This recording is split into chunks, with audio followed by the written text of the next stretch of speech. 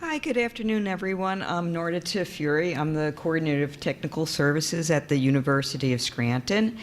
And we're here today to do a presentation on storage warriors. We're survivors of the big move.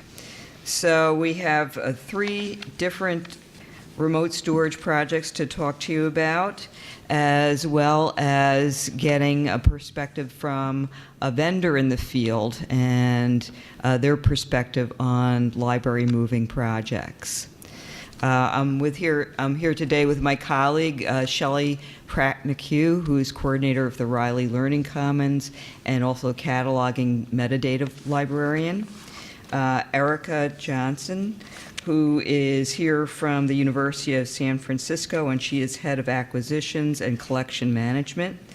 Sharon Wiles-Young, who's director of library access services at Lehigh University, and Britt Mueller, who is the library services solutions architect from Iron Mountain. And we're going to start off today with the storage project that we did at the University of Scranton. So as Narda said, I'm Sheli McHugh, and I'm the cataloging and metadata librarian at the University of Scranton. The University of Scranton is a private master's level, medium-sized university with an enrollment of around 5,000 students located in northeastern Pennsylvania. And our library was built in 1992 with a capacity for about 20 years worth of growth. So we, reached that in 2012, and we started to experience a bunch of problems, including overcrowding, an outdated HVAC system. So we were experiencing a lot of mold in that space. We had a projected increase of volumes as well that we just couldn't accommodate. And we had resistance and some time constraints to weeding. We also had a lot of staff turnover at the time, so it made it difficult to dedicate time to a proper weeding project. So we did research some options, investigated some consortium options, and we identified our priorities. That included 24-hour turnaround, secure space, climate control, and knowledge of libraries and how they work. So we set up, we work with a group of faculty in the, we call the Library Advisory Council committee, and we set up a selection process. First thing that we did is we established a subcommittee. We tried to include individuals on that subcommittee that would have maybe some of the departments that would be most resistant to our project. After discussion, the subcommittee came up with selection criteria for the books that we wanted to move into remote storage. Our criteria was anything that was published before 1950 and had not circulated since 2003. That's when we migrated to our new library system, Innovative. This would be about 3% of our collection, and that was our way of kind of telling faculty about how many books we were going to move. It was less threatening than telling them we were going to move 10,000 titles. So we established lists which went out to the different departments and were vetted and approved. The faculty could mark any item on the list, and it would then be removed from the list and not be sent to storage. So the faculty were kind of given some control over the project, and that helped to win their support. We also worked with our systems department to develop a new location code for off-site storage for the bib and item records.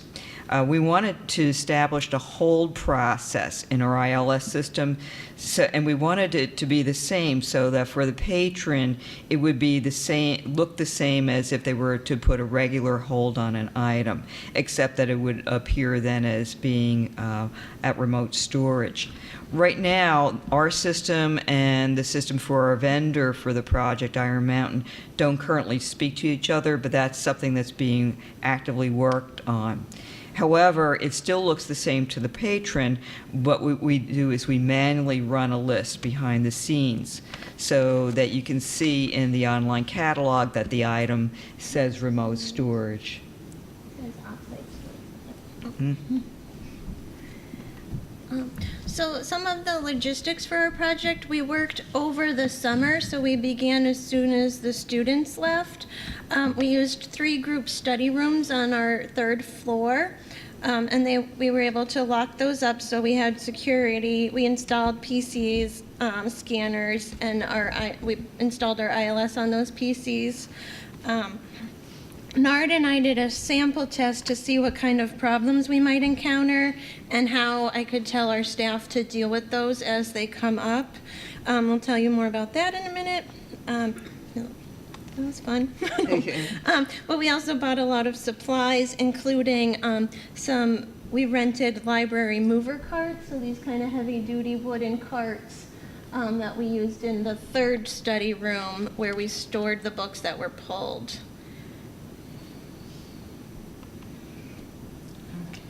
So one of the things that we did is we established teams, and we cross-trained those teams to pull and process the books. We had a morning and afternoon shift, and we also had backup pullers and processors in case of vacation time. This way, no one really got like fatigued during the day or overloaded from having to work all day on the project. We worked 1 floor at a time, and at the completion of each floor, Iron Mountain came and packed the books to take to storage. Then they verified our numbers with what we said we sent and what they counted. And at the end of each floor, we kind of had a reconciling process. The circulation staff at that point went back through the stacks at the end of the project to shift and dust. Originally, our idea was that this was going to happen along the way, but when Sheli and I did our test sample, we realized that it was going to be too time-consuming and we wouldn't be able to get the books processed in time. Because remember, we only had to the end of, actually the beginning of the middle of August in order for this project to take place. Here's just a sample of the list that we used when pulling each title. So some of the problems we encountered, this is a picture of our problem cart. So we had these old smart barcodes that were applied probably 30 years ago that had the barcode and the title listed on the barcode, and they didn't actually match the title that it was applied to, so we had to kind of figure out which book we really wanted to send, the book that's on the barcode or the book that was in hand. Some books, when we saw them, our criteria was to send really old books, but when we pulled them, we realized they were actually recently purchased, so we didn't want to send those. Some had incorrect editions, so we had to kind of determine, do we want to send this newer edition or do we want to keep that? So we had to make a lot of decisions on the fly. Some books were really fragile when we pulled them, and we realized we either needed to bind them or repair them or discard them entirely. So we learned a lot of lessons. So far, that says 11 titles, but we've actually retrieved 15 titles back from the project. And when we do get an item requested and brought back, we don't send it back to storage. We put it back in our stacks. Our faculty were really happy with the process, and we think that makes it easier for us to do more projects in the future like this, or perhaps even a weeding project. They're more open to this kinds of things. So it started a lot of really positive conversations. We're hoping to do some enhancements. Iron Mountain's working so that our systems can communicate so that it is an automated process when patrons are placing a hold. We're doing a lot of cleanup projects now because we realized there were so many cataloging errors from a lot of books published between like 1914 and 1950s or so. They were our biggest problem, so we're kind of going back and trying to improve our cataloging records. Okay. Yep. That's it. Thank you. We're going to hold questions to the end so we can get through. And this is a picture of our team that worked on that. So.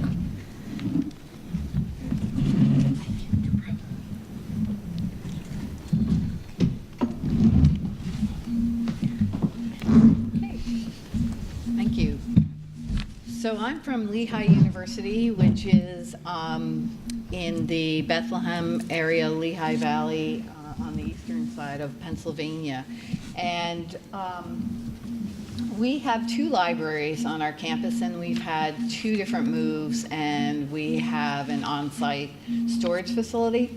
So I'm going to work through our planning and process and hopefully give you some takeaways that could help you in your planning and moving ahead with moving collections. And I guess we heard 2 speakers this morning who both referenced James O'Donnell and Loretta Parham talking about redesigning and our spaces and moves. So sometimes we have time to plan, sometimes we don't.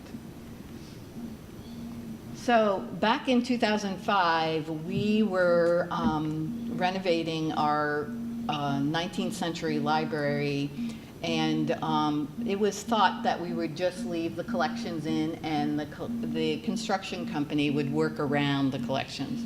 Well, that went right out the window when you see that other picture there of we changed the whole infrastructure of the building.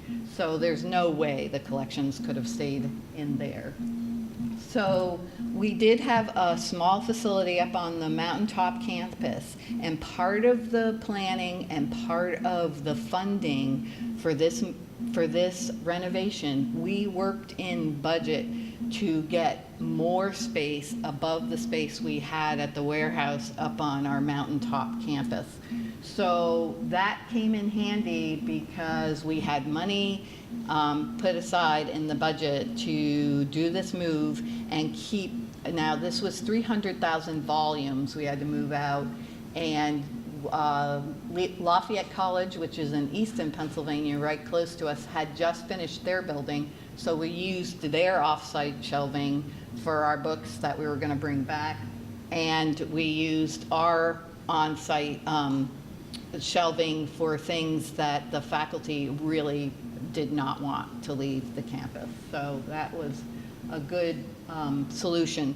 So this is our site, and we added the second floor to that site to store all the humanities, mostly literature, up above for the move. So this record shows you how we reflected in the catalog.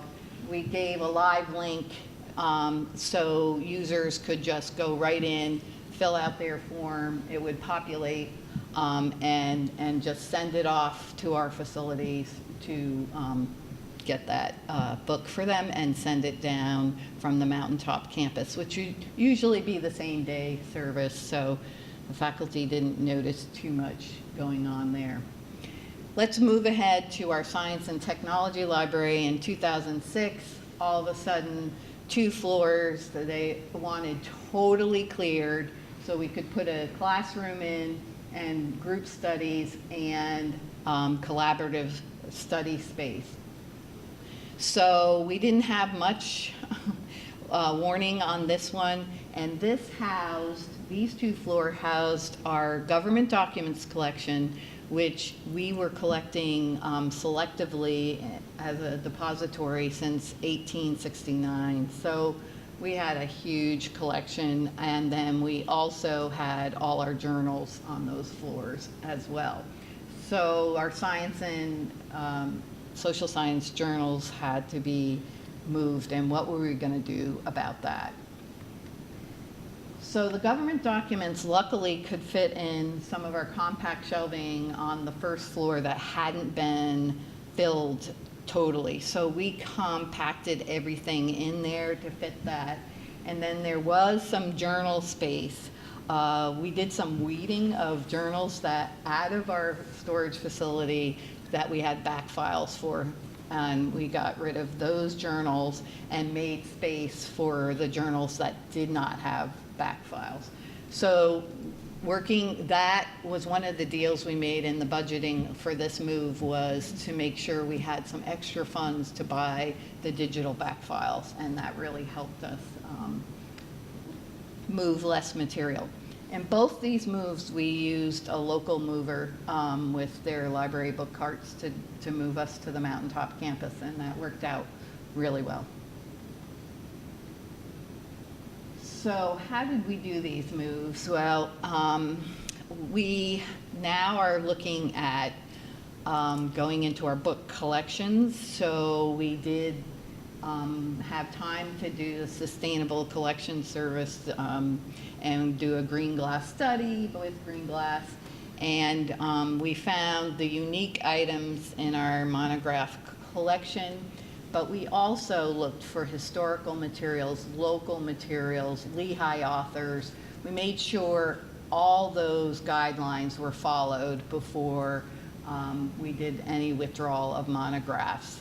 So we've been looking at circulation statistics, running those against ILL statistics. We've been taking a lot of studies before anything goes out the door, especially for monographs.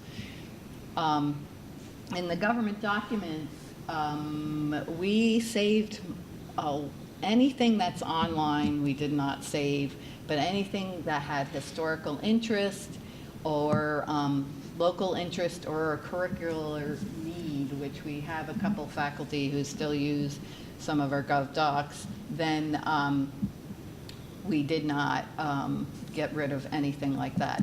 So we were balancing between moves and withdrawing at the same time, which is a tough thing. Luckily, the monographs we've really held off on. The periodicals and Gov docs, we had to make faster decisions. So how did we do these moves? We have also a consortium called Posse, and we had done some cooperative collection development for journals. So we keep the run of ACS in our collections, and other people keep AIP. So we've been able to do a little bit of more weeding from our storage based on that. We sent volumes to other libraries, and then we recycled and purchased digital back files. So here is an example. I just want to show you that Posse has, it's noted in our catalog when we have to be the total owner of that for the consortium. So we keep all our holdings correct. And that looks like our pull list for the back files. When we bought back files, we produced those right out of our catalog with all the holdings so we could pull from the shelves and update our records. Lessons learned, the library building projects, if you can get costs for storage worked into your budgeting, please try that. There's used shelving all over the place. We got some from Lafayette that we used in our storage facility. And consider how you shelve the material. We shelved it by size at first, our monographs, and then we had to weed it. So if you know you're going to have to weed a collection, at least have an output or know how you're going to do that and how you want to shelve. So that's another good hint. So for future plans, we're keeping all our options open. If there's no more room on our campus, then we will look at cooperative storage, Iron Mountain, look at some other options. So always keep your options open. We keep meeting with college facilities to tell them about linear feet and what's happening in our libraries.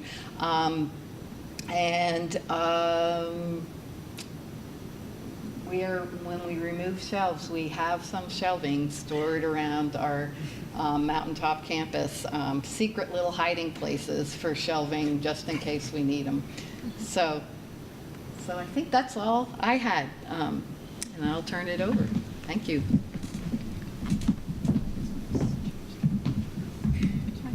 Oh, next one.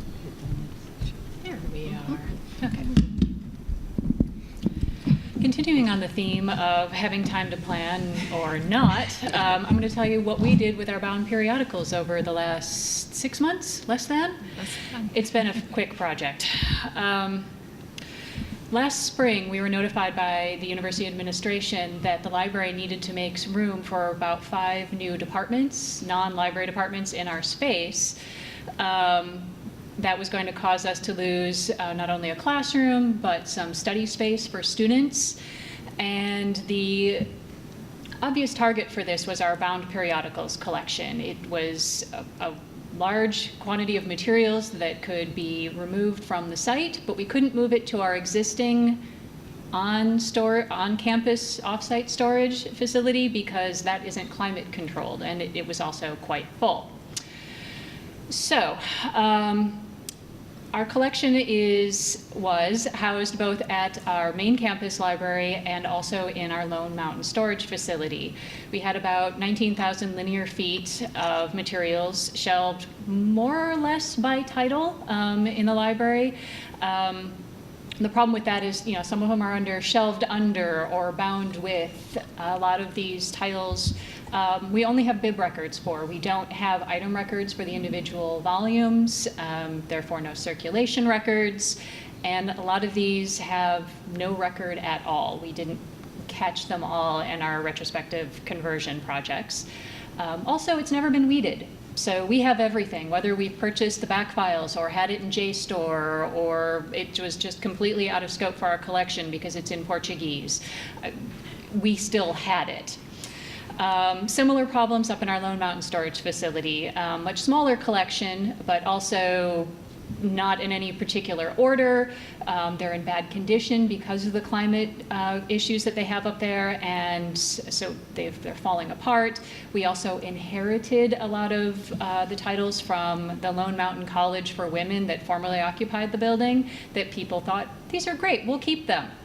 Never cataloged them, no one knows we have them, but there they are.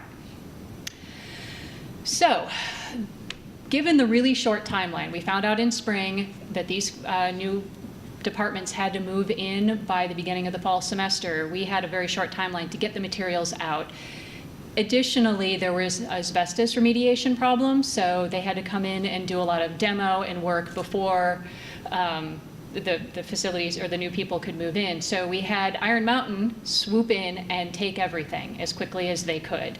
We had no inventory other than those bib records. They just took the stuff, and then afterwards we sent them the best list that we could generate out of our Sierra ILS of bib records, including, I know it's really hard to see in here, but as much title information as we could get, some shelved under information, and our very basic holding statements. Library has year 1 to year 4.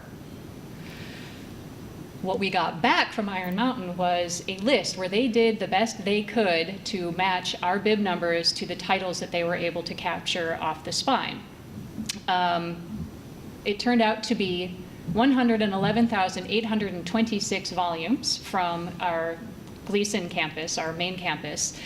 We haven't yet been able to send the Lone Mountain titles yet. We're guessing, well, it's about 3,000 square or linear feet and about 500 bib records. We'll see what we end up with. The really impressive part was that Iron Mountain, really Britt, was able to take the list that we got, and 98% of the titles she was able to match with what we sent. So we had about 2% or about 2,000 volumes that we had to do some additional searching on, right? Try to figure out, was it a typo? Was this an uncatalogued title? Was it a book? And once we got that as close as we could, we're still not done. We have about 500 more to figure out. We were able to take that Excel sheet and load it into Sierra with a match and attach profile. Our head of systems worked with III to create this load profile for us, and then our head of cataloging took the spreadsheet, used MarcEdit, collapsed things, joined the subfields, got everything cleaned up, and we were able to load it in. So before, when you looked up the Academy of Management Review in our catalog, you would see that we had some holdings and that it's in our periodicals location, and that's all you knew about it. You had to go up and see what we had. Now we can show you that we have all the volumes there with more complete holdings information, sort of. We still have some cleanup to do. It's not super obvious on here, but we still have our location for periodicals second floor, because this is a current title we still receive. So we have current volumes still on site, but the back issues have been sent off site. The other issue that we discovered was because of the way Excel sorts numbers, you can see that it's volume 1 to volume 10, 11, and so on. It doesn't go volume 1, 2, 3. We haven't yet figured out how we're going to deal with 111,000 volumes and reordering these. We'll get there someday. And then the last thing I wanted to leave you with is the positive upside of this project is that now we have, before, just ranges of stacks that were probably very underused. Again, we don't have any usage statistics for it. Now we have 5 new departments in the library. We got 2 new classrooms and study labs. 2 classroom labs, 18 study rooms. As I said, we are keeping a small collection of the print journals on site for just the current things, and we're currently working on a process for binding those and sending them to Iron Mountain, and also being able to retrieve any of the volumes that may be needed. In the meantime, we've been mostly just relying on interlibrary loan for document delivery purposes. But anyway, how'd I do for time? Perfect. Yay! All right. Turning it over.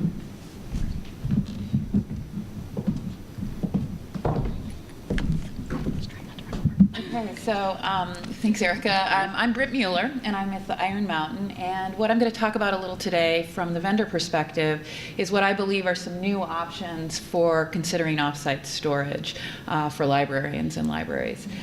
And some of the ways we think about Iron Mountain, some of you are familiar with Iron Mountain, but Iron Mountain is a global company that's been around for quite some time. It's known for its extensive inventory of storage facilities, both globally and in North America, and certainly thousands of those across the country in the US. But we're also known for our secure processes for information management, archives, and private collections, both with the government and private individuals. So really, the thing that's new about Iron Mountain right now, and I want to mention to this group here, is that we have a library services business, and this is a fairly new business. We have a new team. I'm fairly new to Iron Mountain as well. But we're working with libraries, and as we are thinking about how libraries are thinking about storage and relocating their collections, there is this new option that we feel that we can supply with the facilities we have. So rather than just trying to find room on your own site or trying to build your own facilities, there is an option that you can use an Iron Mountain solution as well.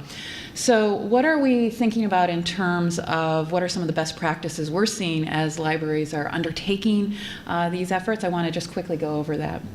So 3 main best practices that we are finding is that you really need to think about your library as being a unique institution. It's different even from those other libraries in your consortium or other spaces that are similar, and you want to really remember that when you're thinking about undertaking any of these large projects. You want to leverage the opportunity and also consider the idea of storage as not a place but a tool. So I'm going to quickly talk about this idea of being unique. And what we're really emphasizing here is that you have your own students, you have your own faculty, you have your own staff, you have your own collections, you have your own requirements for those collections, and in fact, you have your own buildings, and buildings are an important part of how you think about moving collections. So make sure that whatever solution that you're undertaking is customized to your needs. So again, another really good best practice when you're thinking about moving a large amount of materials is that this is a significant event and you're touching all of these things. So see if you can get some residual benefit and leverage this opportunity to get more information out than just putting them into storage. Erica talked about the idea of getting holdings records, and that's not an unusual thing. Doing a full inventory, barcoding materials. So these are all options that you should be exploring and trying to leverage this event for when you're thinking through this. The other thing we talk about is storage is very easily thought of as kind of an end result or a place where you put things of last resort or underused items. And I would say that that is certainly can be true, but really what we want to make sure libraries are thinking about is that this is a tool to use in all of your collection strategy and all of your collection ideas that you're pushing forward. So you may need something that is dark storage, that is something where things aren't accessed. You may need swing space because you're doing a remodel. You have unique collections that may have capabilities that you may not have on site, so you want to think through that. You might need processing space because you don't have any for archival collections that are coming in. So all of these things are things that you can think about with storage, off-site storage capabilities, the idea of being able to move your collections easily, and it's something to think about when you're thinking through the idea of storage as a tool as opposed to storage as a place. And then finally, I want to just leave you with some of the guidelines that we kind of have, I think, brought to the table as we've started to walk through many different collections and as we see best practices as people are undertaking this. So understand your own collections. Sounds obvious, and obviously you have data around your collections, but walking through those collections and looking at the opportunity that you can get when you may have a need for holdings records or a further inventory. Make sure you do that. You want to divide and conquer. We heard a little bit about, you didn't want to take too much, you didn't want to bite off too much, you wanted to be kind of normalize some ideas with faculty. And that's something that you might want to think about. So sometimes it's fairly daunting to move 100,000 volumes, often it is daunting, but maybe it's easier to think about how you can parse that collection down to other spaces where you can move 5,000, 10,000, even 50,000 off, and it's much more manageable, and it's much more maybe something that is politically capable for your faculty to think through. So something to contemplate. It's always easier to divide and conquer on those.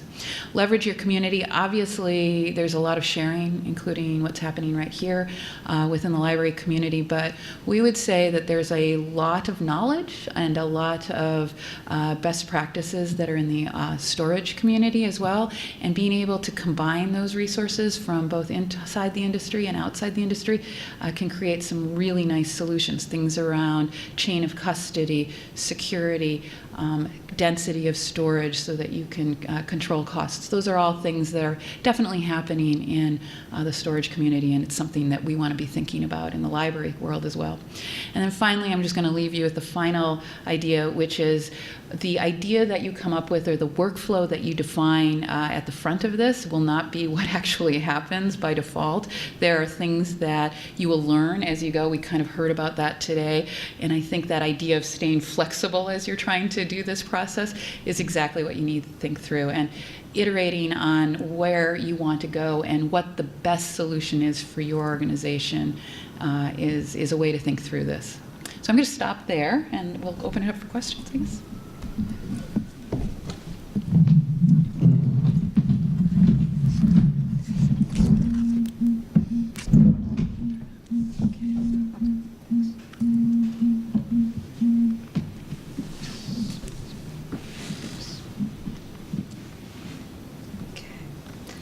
Okay, well, we'd like to open the floor up now for questions. So if anyone has a question, if you could please use the microphone there so that everyone can hear. And if you could please, if it's specific to one of us, if you could just let us know where you have a question. Hi, I'm Laura Turner from University of San Diego. We're getting ready to plan and design a renovated library. I have a question for Lehigh. So yours was based on a renovation, is that correct? Yes. And then did your choice of library architect or design firm help advocate your storage needs? Did they play any part in that process? That's a good question. Actually, MJA partners for the Humanities Library, they played a big role in saying we cannot work around these books. So we're going to have to build this into the budget. Now, for the Science and Technology Building, we have a different planning group. We don't have an architect yet. We're just doing this all piecemeal by ourselves with a planning group, and they haven't been as helpful at all about storage. And I think that's coming from some of the higher-ups thinking that we really just should get rid of stuff and not store Okay, it. so that's something we might want to consider advocating with our design team. Right, the design Because we're team. having issues already with our facilities management department. Okay, yeah. Who have ideas about how it can be stored and where, and that it could be phased, and we're thinking that we need that advocacy from a design team to help emphasize that this is different from storing furniture from a classroom or something. Right, and the faculty can be of help too, I think, on that, because we've talked to a couple of faculty who would, there's certain things they're willing to say, yeah, we don't need that anymore, especially Okay. science and engineering faculty. We don't need that anymore, but we do need these things. So if you get some of that buy-in, and that will help your design team too, because it's not just the librarian saying it. That makes sense. Thank you.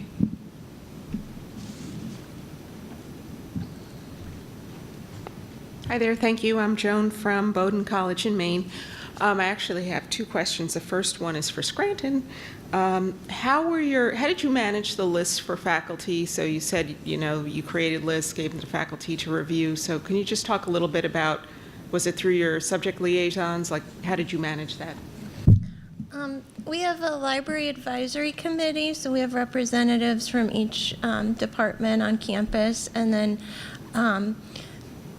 we created a list in Sierra. We're a triple I library that uses Sierra, so we created a list following our criteria, and that was exported into Excel and then uploaded into Google Docs and split up by subject areas, and then that was distributed to the faculty so they could mark items to be deleted from the list so that they would not be sent to offsite storage. That was like kind of a learning curve for people if they weren't used to Google Docs, which is like the biggest problem was getting people signed up for a Google account. But that's kind of how we did it. How much time, what was the turnaround time you gave them? Ooh, I think we gave them several months. yeah, they were given a few months. Yeah, I want to say about 3 months. Yeah, I think we Time. started pulling lists maybe like in January. We have like a long intersession, and then our semester starts in February. So they had pretty much from February to the end of March. So I think they had 2 full months to review, and then the librarian subject specialist also reviewed, and our special collections archivist, he did a pass through the lists as well to make sure there wasn't anything of historical significance. And he came through when we were pulling the items as well to see kind of what was being pulled in person. But Yeah, one of our goals was we actually started the project around mid-May, right after finals. We wanted to get in there as soon as we could. So we actually had the moving carts and everything were on site, and we had the maintenance remove the furniture that were in the 3 study rooms that we were going to set up and use for this project. So that worked out very well. we probably have time for one more. So my second question was for Lehigh about green glass and whether you felt working with them, getting the list from them was like super helpful, or whether you felt like you could have done it without it. That's a good question. we think we now could have done it without them. We, well, two points. We did like them running against the unique items, so we knew kind of exactly what was unique. So that was helpful under green glass. But the circulation and that, we ran all by ourselves with ILL data against our data anyway. So, you know, we did a lot of study ourselves. And we're finding as the subject liaisons go to the shelves to make their decisions, they're finding some seminal works that didn't get picked up by green glass, you know, that said, well, this isn't unique. It isn't, but on the other hand, it's a really important work, so we're going to leave those. So I would never say one list is going to, especially for monographs. Yeah. We've changed the guidelines a couple times. Thank you. Does anybody else have any questions? Yeah, my name is Mike Palma. I'm from Creighton University. The university is going to be building a new learning commons. The target date is about 3 years from now. So we're going to be moving our collection into 2 different places. About a third of the collection will be kept in-house in the new facility. The rest of it will be stored. And I'm just kind of wondering what some of the criteria people used, maybe at Scranton, to determine what stays in-house and what goes. You know, obviously circulation and things like that factor in, but when you get down to the nitty-gritty of, you know, the obvious things you've gone through, like publication dates, last circulation, all that stuff, then what do you look at? Well, as I said, we had our faculty, the list went out to all of the departments, and they could decide if they did not want the item removed for remote storage. The other piece to this is that if an item is recalled, remember we have it right now, you can just place a hold on it, and it will be recalled within 1 business day. But if an item is recalled, we do not send it back. Okay. So I would say, as Sheli mentioned previously, so far it's been over a year now. The project was actually accomplished last summer, and we've only had 15 items returned. Okay. So, Were faculty cooperative? yes, in fact, that's why we had a subcommittee, and we try to include people on the subcommittee that we thought we would get pushback from, so that they could see that we were open and transparent about what we were doing. And it also gave them a voice. And we said, you know, and we meant it, if there's something you don't want us to send, it won't be sent. Okay. And we also wanted to be clear that we were sending items from across the collection and Yeah, not that's just very from important. the humanities or the sciences or something like that. So we wanted it to be, you know, very fair in their eyes. We had some departments come back to us and say, well, we just want to get rid of these items entirely. So that was kind of a follow-up project. They did mark some items to be discarded. And then again, our librarians reviewed those lists after the fact to be sure. But ultimate decisions were made by our faculty, our teaching faculty. Oh, okay. Thank you. You're welcome. Anything else? Are there, if there's no more questions, thank you very much. Thank Thank you.